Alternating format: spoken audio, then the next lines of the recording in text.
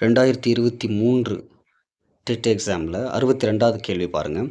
With neck out thrust you fancy how legs wide arms locked behind as if no balance the prom grow oppressive with its mind.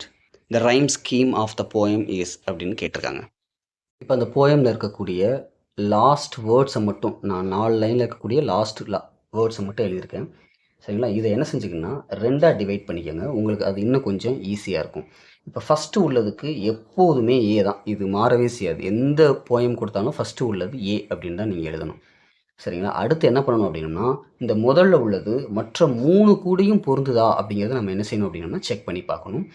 Have அப்படின்னு இருக்குது. 2வது வார்த்தையை உச்சரித்து பாருங்கள், behind அப்படின்னு இருக்குது.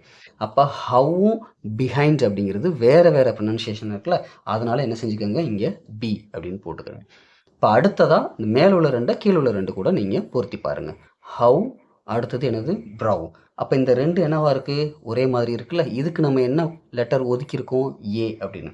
அப்போ இது ஜோடி சேர்றதுனால இதுக்கும் என்ன போட்டுக்கணும் அப்படின்னோம்னா ஏ. அடுத்தது இந்த பிஹைண்ட் அப்படிங்கிறத இது கூட பொருத்தி பாருங்கள். பிஹைண்ட் மைண்ட் அப்படின்றது ரெண்டும் ஒரே மாதிரியான உச்சரிப்போடு வருது. இதுக்கு நம்ம என்ன எழுத்து ஒதுக்கியிருக்கோம்னா பி. அப்போ இதுக்கும் என்ன வரணும், பி. ஆன்சர் என்ன வரணும் அப்படின்னோம்னா ஏ பி ஏ பி அப்படின்னு நம்ம எழுதிக்கணும். இப்போ உங்களுக்கு கேள்வி வந்து ரைம் ஸ்கீம் அப்படின்னா என்னன்னு கூட கேட்கலாம். Rhyme scheme is pattern of rhyme at the end of the each line அப்படிங்கிறது தான் இதனுடைய டெஃபனிஷன்.